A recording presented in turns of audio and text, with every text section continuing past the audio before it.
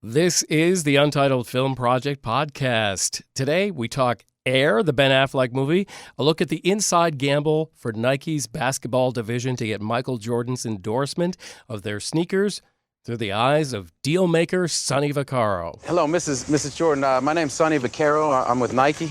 I believe Mr. Falk made it clear that we weren't interested. Do you typically make it a habit of showing up at people's front doors unannounced? Well, maybe the worst of all my faults, and believe me, there are many, but I don't like to take no for an answer. And I actually think your son should be endorsed by someone with that exact mindset.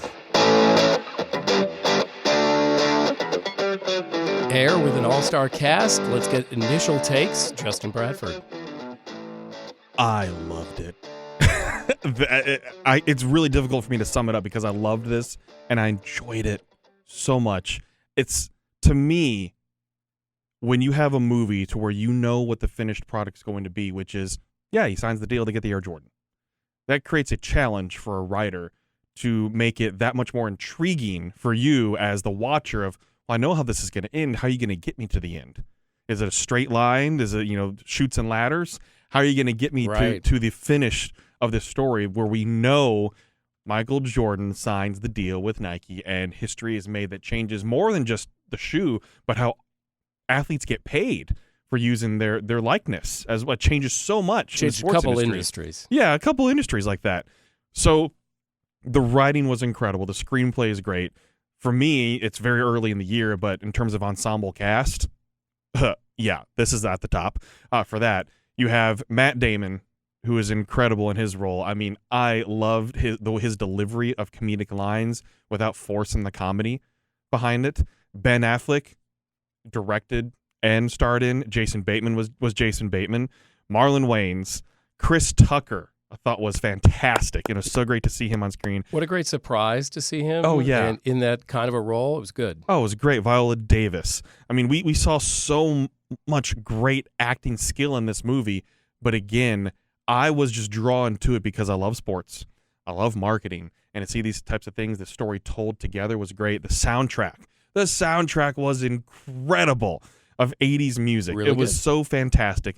And just the overall take on this movie, whether it's fully 100% historically accurate or not, I enjoyed the movie because the way they took me from the beginning to the end of the story and told it without making Michael Jordan the actual center of this, without showing who they had filling in as his body double.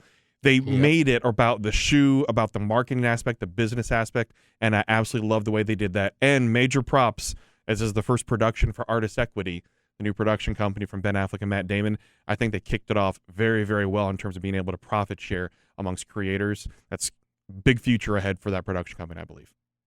And kind of a tie-in to what the movie does about representation 100%. And how people get paid. So, I mean, they're doing that in real life, and they did it in this movie as well. This is Jim. My initial take on this movie is it is very hard to make a movie about somebody getting intellectual property rights and endorsements and stuff and lawyers and things like that into a movie. And I was so not satisfied. I am going to be an island on this one, but here's the movie in a nutshell. Sonny, we can't spend all the money on the Nike basketball division for Michael Jordan. Who cares about him? Besides, he won't sign with us anyways. I think he should, and I will get him to sign. No, you won't. Mrs. Jordan, will you sign? Yes. Done. That was it for the movie. I don't have tremendous love for Michael Jordan. He's one of the greatest athletes of all time, but he's not special in my heart. I just acknowledge that. I don't have a huge appetite for sports marketing.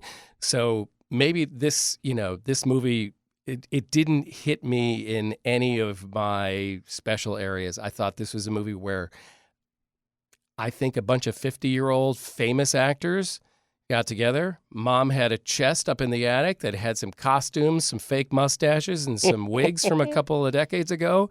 And they said, let's have fun. I thought everybody played themselves, with the exception of a few. Chris Tucker, maybe. I was not enchanted with Air. Wow. Wasn't expecting that. I knew you wouldn't. I don't even know where to even go from here. Jeremy Gover. And when they talk about pretension, My picture pops up in your feed.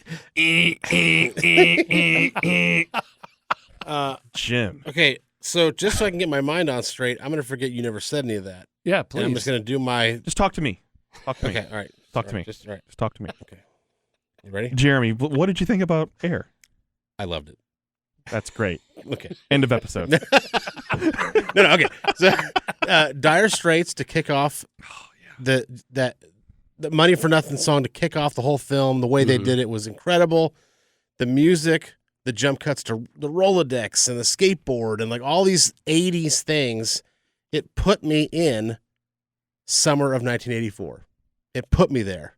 And I thought that was, and it did it with like no words. It was just 2 minutes of Dire Straits, the opening riff, the opening credits or whatever you want to call it, billboarding, whatever, and then just scene setting with no dialogue. I thought it was just tremendous.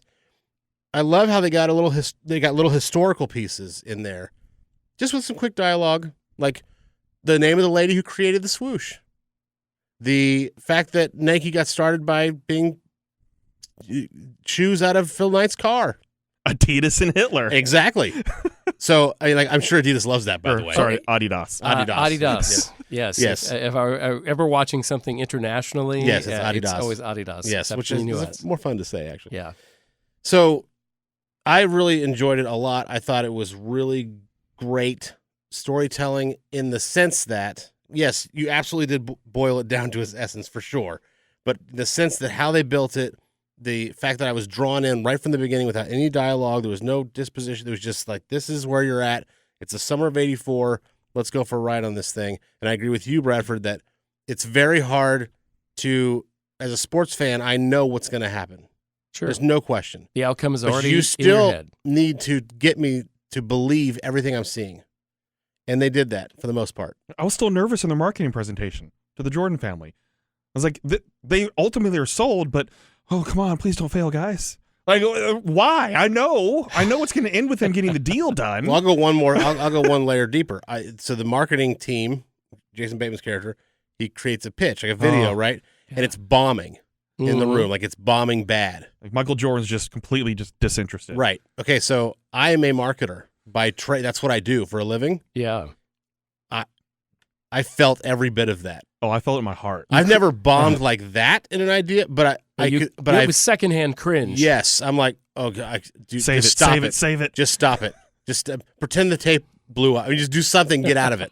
And then Matt Damon comes to the rescue, and of course, he's great. Matt Damon. It's, I absolutely loved it. I cannot wait to see it again.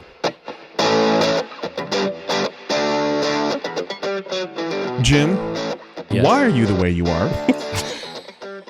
My son asked me that. He goes, "Why are you like this?" That's what he says to me all the time. Somebody has to be, and I No, jumped on nobody that does. grenade. No. Wait, I'm always one that brings this up because I'm always curious about numbers. When it has scores like 92 critic and 98 audience, you're not just on an island, you're off planet. All right, I'm going to say that most of those critics are male and grew up in a certain era, and I think are overly nostalgic for this content and material. I do have that in my notes. Can we just bring it up now then? Let's do it. Okay, so when the movie's wrapping up and the credits are playing and I'm walking out of the theater, I'm thinking to myself, would I feel this same way about this movie if this were about Wilt Chamberlain or Ja Morant? Michael Jordan, this is in my wheelhouse. I grew up with Michael Jordan posters, and Michael Jordan he is the greatest basketball player of all time, and that's my era. I watched all those championships that he won. I watched him go to the Birmingham Barons and play baseball when he couldn't play basketball anymore, Right. and then he came back to I watched all of that. So I have an intimate knowledge as much as I could. I was a hockey guy, but as much as I could with that era, okay? So I am well aware of all the players they're talking about. John Stockton and Karl Malone, they're all of that. So I started thinking, like, would I feel this in love with this movie if it was about Wilt Chamberlain, which is 15 years before Jordan, or Ja Morant, which is 15, 20 years after Jordan? And I don't know if I would. But let me counter that with did either of those have deals that changed the business You're world? taking it too literally. I'm simply saying I know. the romanticism of the story. Yes, there is. The nostalgia's there, but there's a bigger reason why they're telling the story from a business perspective. For sure. Which makes me feel more connected to it Right. as well, as a marketer myself, too. Yeah. That I love Michael Jordan. I grew up watching him. I'd do my own things when I'm watching the finals as a kid and folding socks and throwing them into a laundry basket and like Air Jordan doing that, right? Yes. So the nostalgia is 100% a big reason why it's being so well received. I would hope that would not be why.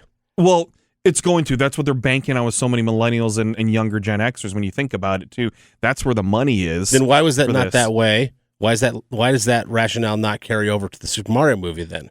When the critics are 48, 50%, and it's all nostalgic for almost everybody, not just sports lovers of that era. You see what I'm saying? Like, it doesn't make any sense to me. I would hope, because they took the nostalgia out of the Super Mario movie, they're not just using it now for air. I would hope that it would be the same.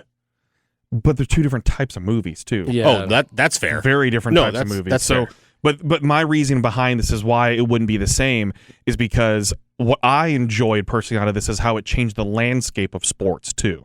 How this deal itself changed it for all the future players are going to sign deals, which they don't even address until the final 10 minutes, really, of the film. But it changes so much in the whole industry, too. And I know that's not important to a lot of people, but that's what made me enjoy it more, was that aspect of this deal changed the entire world of how merchandise works, how personal likeness works. It's not just a contract and you're getting some money. No, they're getting themselves set for life when they sign a deal like this. Michael Jordan. It was a paradigm shift. Paradigm shift. Making money now and will continue to make money for his family through end of time kind of thing. That he's always going to be making money. He set himself up for that. And that was between Michael Jordan and his mom and them thinking of the future as well. And I really enjoy that part of the story, is that they're doing this to tell that story of how Michael Jordan himself is having the forethought to think of the future for himself and what could happen. Mm-hmm. He changed the world. He changed the world. He changed the shoe industry, changed basketball, changed more. And this wasn't even dealing with the sport itself. He also cast his mother in this movie. That was one of the demands of Viola Davis was going to be and I his love mom. that. I also think a lot of people are in love with the idea of the historical, how this changed and everything.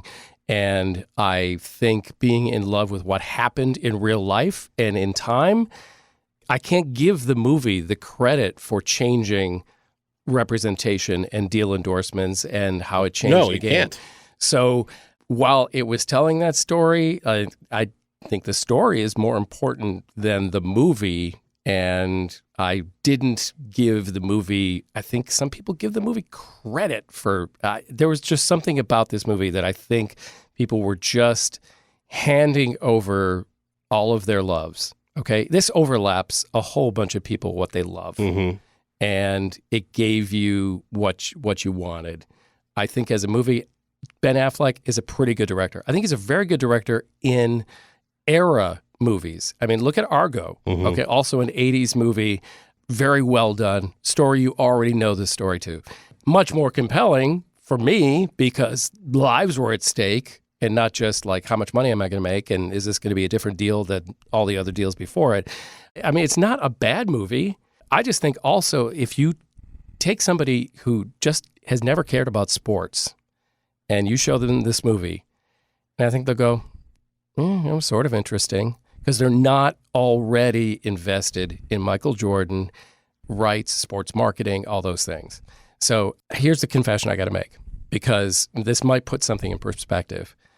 Maybe 2 days before I saw Air, I watched Tetris, the movie that has been streamed now on Apple Plus, which is also about how the heck are we going to obtain the intellectual property rights for this game, right? So it's a very similar scenario. It's kind of a crappy movie. It doesn't tell it very well. I also think it's a more interesting story, even though they didn't do as good a job with it as Air did with the Nike story. So I think maybe that's hanging in the back of my head. I'm going like, look, you're telling stories about property rights, stuff lawyers spend, hours on, the tedium. Yes, they did help it with the soundtrack. I think it helped it with the cinematography. It was beautiful. Richard Richardson, he's worked on things like some JFK films, Emancipation, Once Upon a Time in Hollywood. He's done some Tarantino stuff. So, I mean, it looked great. It sounded great. They did I think a lot of the right things still wasn't engaging enough of a drama, and the stakes weren't high enough to pull me in. In one of the movies that you mentioned, Jim, Argo yourself.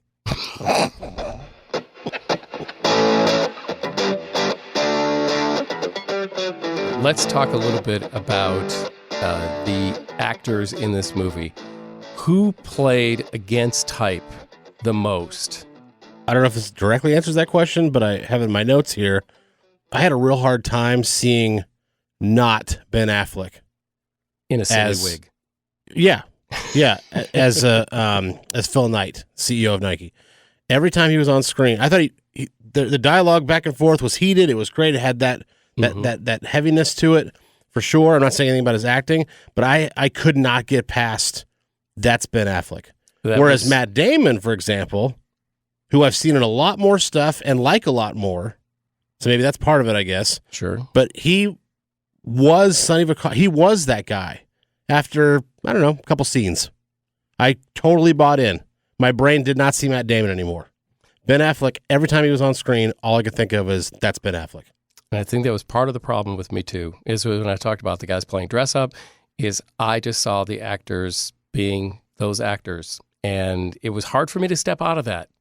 Maybe there was too many well-known people playing characters in this movie. That's possible. Who knows? I did love Chris Tucker, though. I thought Chris Tucker's another guy that he just wasn't Chris Tucker anymore after the first scene. To me, it was a standout. Okay. He was great. He voiced some things that I think needed to be said in this movie, and he did them in a very entertaining way, but meaningful. So I'm going to give him, I probably think he was the most against type in this movie, and probably why I gravitated towards him instead of seeing all the other actors as the people that they are outside of the industry. How do we feel about not using Michael? Loved it. You did love it. I love that decision. I think it was the right one. Okay. The movie was not supposed to be about him, and we would, even more so, based on the previous topic you just discussed, would have been comparing the actor, if he really looked like Michael Jordan when he was younger, that would have distracted the audience, I believe, more than anything else. I think there was a certain point where I really liked it. I'd say probably the first 75% of the film. I was like, okay, I get what they're doing. They're doing a kind of artistic job of not showing his face, but then it's him, like he's in the room. Right. You can't not have him in the room. I think during the Nike pitch, I think that's when it was. After he kind of like balks at the bombing marketing reel, Yeah. that was fine. But I think from that moment on, I was like, there's something missing. I want to see, I want it to pay off. Maybe that's what it is. I want it to pay off. I want to see who Michael Jordan is. He doesn't have to speak. He only has one line in the whole film anyway, and that's on the phone when he says hello. Yeah. Right at the end. Could he use de-aging technology? Well, I'm not saying they got to go all Mark Hamill Mandalorian on him, but that's exactly what I was going to mention. Is I think that probably they didn't want to go CGI de-aging Michael Jordan. That's why I'm fine with the decision. Because it would have been one of those uncanny valley things where something just looks like and it would have been unsettling. It would have been distracting. Unsettling, totally bad. They may have done it and cut it. Who knows? That's fair. They may have had an actor who they thought could pull this off. Okay, he's going to be in the scene, and here we're going to show him. And it didn't work. I'm not sure. I think that was like a risk-averse decision by Ben Affleck and the rest of the people making this film that, we're safer going this way. I just really thought that there came a point where I naturally wanted to see him. And it was at the end. We all did. It wasn't at the end. Excuse me. It was at the end. It wasn't like I wanted this big reveal. I wanted it to be him as deep faked, and none of that. I just, as an audience goer, wanted to. Okay, it's time now. I felt it. I could feel it. Sure. This is when you reveal him. That payoff. And then they didn't, and it felt a little empty. At least we got clips. No, that was awesome. Yeah. No, again, dude, I love this The movie. montage clips have made for me, filled that gap of seeing that. And throwing in the VHS tapes. And then the like Mike and everything. No, that was Mike. That was amazing. Those things, those clips filled that gap of not seeing him portrayed in the movie, and seeing the nostalgia there filled that void for me. My favorite part of this whole movie was Matt Damon's speech at the end when he cuts off the marketing video. It's terrible. It's bombing, and he just gets real with Michael. Okay. Yep. That's my favorite part of the movie, but it's not because of the speech, although that could stand alone. I could see high school acting students right now when they got to do a monologue every semester. I could see them picking that one. Okay, it's really great. It's the directing of the old clips when he's talking about you're going to win championships, and they show him winning a championship. You're going to climb that mountain, and you're going to crash real hard, and like they show the clips of his dad dying, right? Like the real newspaper clips of that. You're going to face adversity, and they show him in the dugout at the Birmingham Barons game playing baseball. He drops a ball. You know, that directing, that inclusion of those clips while he's talking about these things you're going to do, whether he really said that crap or not, it was great storytelling. I bought every word. It was awesome. Actually, I thought the last few minutes of the movie were probably the best parts of the movie. Yeah, Jim enjoyed the end because he could get up. Yeah, it was time to leave. No, and I do like to see the title cards at the end, black screen, white type, telling me what actually happened. So, we actually had that, and we had, Matt Damon basically showing us and talking about all those things and then showing the real life thing. So, I mean, those things I think were good. I learned a lot. It was interesting. It was interestingly told more than the rest of the movie for me. So I agree. I thought that was great. All right, it's time for scores on Air. Jeremy K. Gover, what'd you give it? It's not hard to see the natural chemistry between Affleck and Damon on screen, even though, as I said earlier, I have a hard time seeing past the fact that it's Ben Affleck as Phil Knight. I did not see Phil Knight. I saw Ben Affleck in a wig and bad 80s clothes. Okay. So, but despite that, if I take that out of it, their natural chemistry together, firing away at each other, talking, whatever it may be, it's natural. And I love that when two actors or three, whatever, can find a pocket, right? Whether they're good friends or not, when they find that pocket, you can feel it. Sure. And I can feel it with those two. Again, I had a hard time not seeing Ben Affleck, and I took points off for that. That's a big part of it. He's not a side character, a kind of throwaway character. He is the CEO of Nike in this movie that is making the decisions on what the budget he's going to get. He's the one that employs all these people. He's talking about how they started the business from his trunk, and he used to take risks, and now he doesn't take risks anymore when he's got to deal with the board. Like all these scenes, and that's Ben Affleck up there. I could not get past it. Chris Tucker was a shining star for me. Matt Damon was a shining star, but for other reasons, like we talked about. And I still think I have a problem with not seeing Michael Jordan at the end. How much did that take off the score? Probably half a point. Okay. Not much, but just it's enough of an omission that I haven't been talked out of why it's important. Okay. Put it that way. Okay, so then, but the Ben Affleck one, that's a big one. I lose. It's a whole point for that because I can't get past one of the lead characters. I mean, come on, it takes me out of the movie. So, at the end of the day, all that being said, I think it's still one of the best movies of the year so far. I know it's April and it's early, but we've seen some good ones. Nothing phenomenal, but definitely good. But I think it's one of the best movies of the year so far. But I'm giving it an 8.0. Oh, big score from the nitpicker. Not bad. Love you, Gover. Yeah. Thank you. Mm-hmm. I love you as well. Okay. Thank you. Jim. It's time for me to just pour a big bucket of water on that. That's all right. We don't all have to agree. It's not a water. He's pouring some dookie. Let's call it Gatorade. Let's just keep the sports metaphors nice. going. Oh. All right. So I really think Ben Affleck does a pretty good job at directing movies. I, admire him. He does a great job with era movies, and he did it again here. I think he took what was, for me, a difficult premise to sell, that for a lot of people are going to go like, oh, as soon as they heard the idea of this movie, they thought, oh, this is going to be great. I did not. Okay, so I think he worked with not a great premise and did a pretty good job with it. I also couldn't see most of the characters outside of their real actor personas. I think the soundtrack helped move it forward a lot, maybe even to using it as a crutch. But I will say it was got a heavy eye roll over here. Oh, I know. I'm just getting the lasers from Justin Bradford's eyes are boring into me right now. But I just don't love it, and I'm going to give it a 6.5.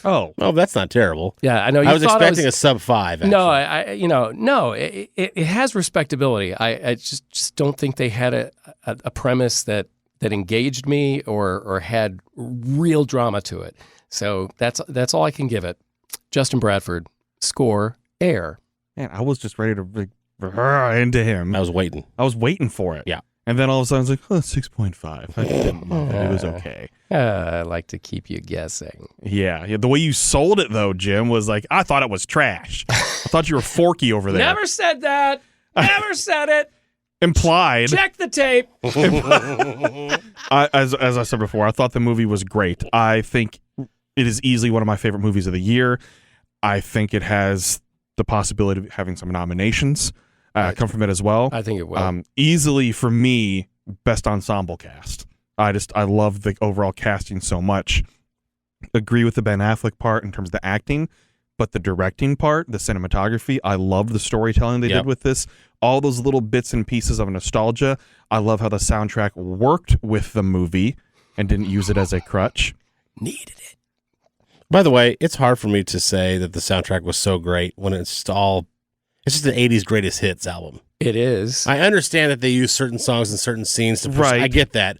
But it's like, let's calm down. But it's think existing music that everyone knows already. Okay. And if you're familiar with it, you probably love it. Right. Yeah. I was just waiting for the moment when I was going to hear Sirius by the Alan Parsons Project. And when I tell you, my arms went in the air. And I am saying under my breath, number 23, Michael Jordan. And everyone was there with me. I loved it because I'm so glad you actually named the real artist, because I've met so many people who said, oh, Bulls music. It's not the artist. It's the Alan Parsons Project, and the name of it is Sirius. They did use it in Bulls games, but that's not who it is. And the fact that intro song has stood the test of time for them as an organization is fantastic, because that song, because of what you just said, Jim, is synonymous with the Chicago Bulls now. Yep. Yeah. Like, it is completely synonymous with the Chicago Bulls. Well, that was my introduction to it. Yeah. Growing up in that era, I didn't. Yeah. I don't know who the Alan Parsons Project was. Right. I eventually did, but I didn't know at the time. Right. So, like, using things in the right moment, I absolutely love that. I love so many of the quotes that we got in this. These one-liners, these quotes like, a shoe's just a shoe until someone puts their foot in it. And then Dolores Jordan saying, a shoe's just a shoe until my son steps into it. Yeah. Whoa. The awareness of the quotes that they put in for Viola Davis to deliver, and because it's Viola Davis, loved it even more. And the way that knowledge is being dropped, whether 100% accurate or not, puts you into the movie of, it won't be the NBA promoting my son, it will be the other way around, which is 100% God's honest truth. And it's a mic drop. Yep. Yeah, it's a mic drop. No. Michael Jordan is going to be promoting the NBA, not the other way around. So I love all these types of lines that we got from so many of these characters. Again, from Dolores Jordan, you eat, we eat. That's all he's asking. And how that puts perspective into things for me. And that's what I loved with the writing, the screenplay, is these little lines like this delivered so much in the movie for me to enjoy it and to put in perspective of where they're coming from on the Jordan family side and then the marketing side. And then again, just the interaction between everybody. A little bit higher than Gover on this. I'm going 8.5. Wow. Just a nudge. Just a nudge. Smidge. But Gover and I being just kind of with each other here, it's throwing me off. I know, it's kind of. I need to reevaluate my priorities. No. I'm loving this. You are the Matt Damon Ba-da-ba-ba-ba. and Ben Affleck of movie review podcasts.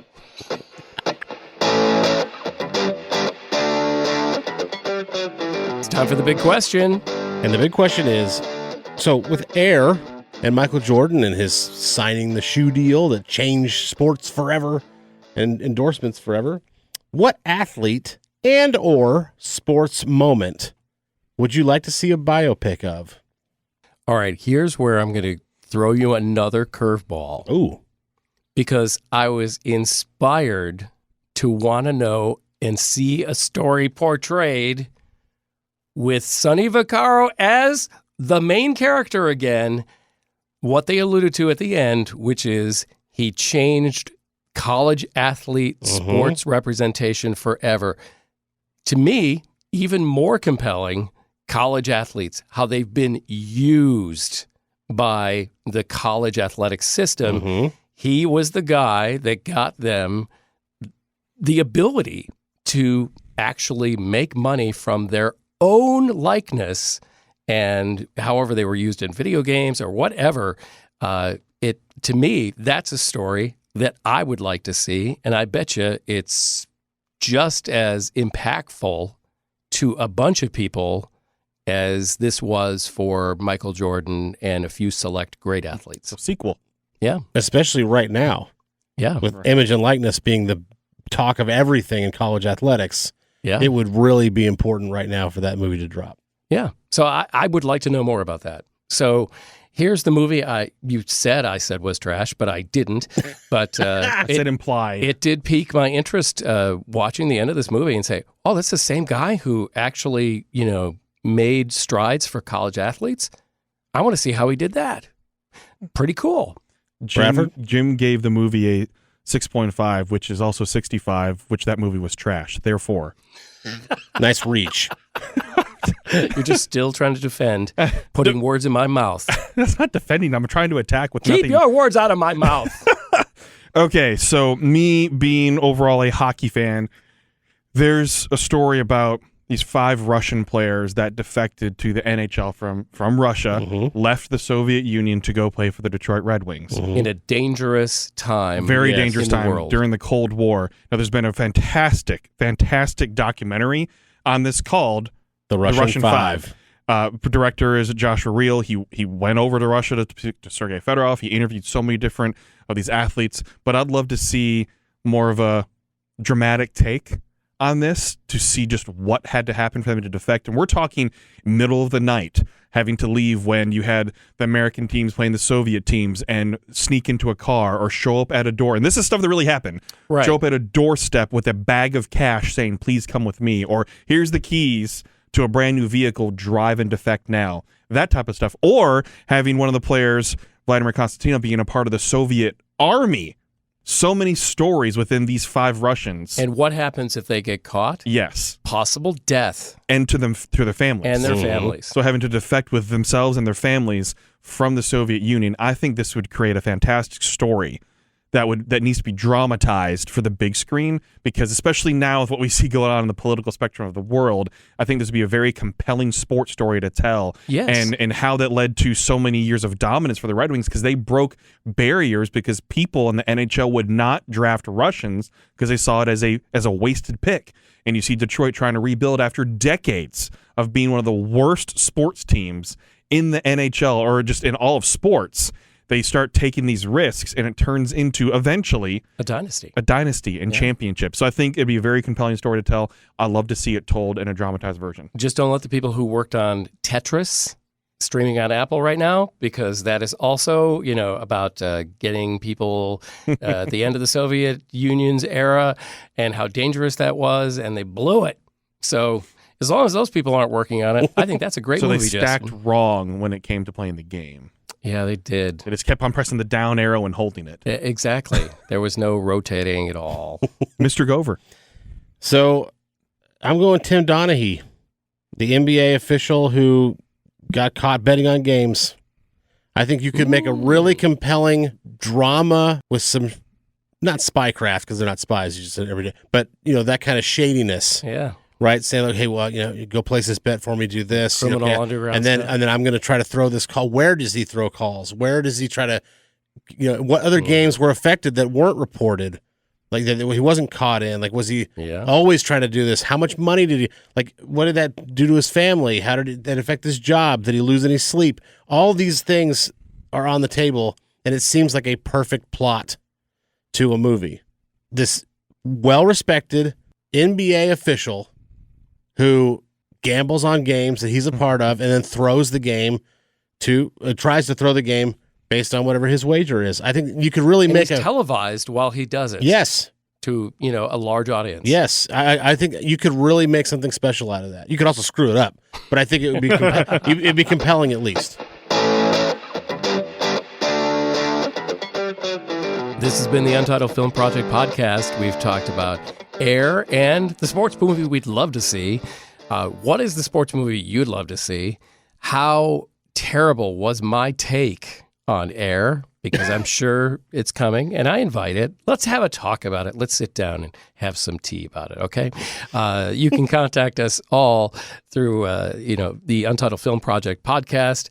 We also have individual handles on Twitter. We're very easily accessible. I am Jim Chandler, 1075. Jeremy Gover, that it's Gover time. Justin B. Bradford at Justin B. Bradford. How creative. It's good branding, I suppose, but we're still have to work on his attitude closing out the show. I don't know. Suppose. It's I so suppose. like beneath you to close the show every show. Hey, you know what? You can go to our social media. You click that little link. There we go. And that's how you're going to find all the places you can subscribe to us and all the places you can find and interact with us. Go do it.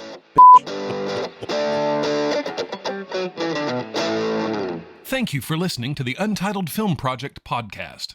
To support the show, please rate, review, follow, and subscribe. Original music by Jeremy Schwartz. Special thanks to the Music City Film Critics Association. Editing and post-production by Jeremy K. Gover. Voiceover by Chad Bennett. The Untitled Film Project Podcast is presented in cooperation with iHeartRadio.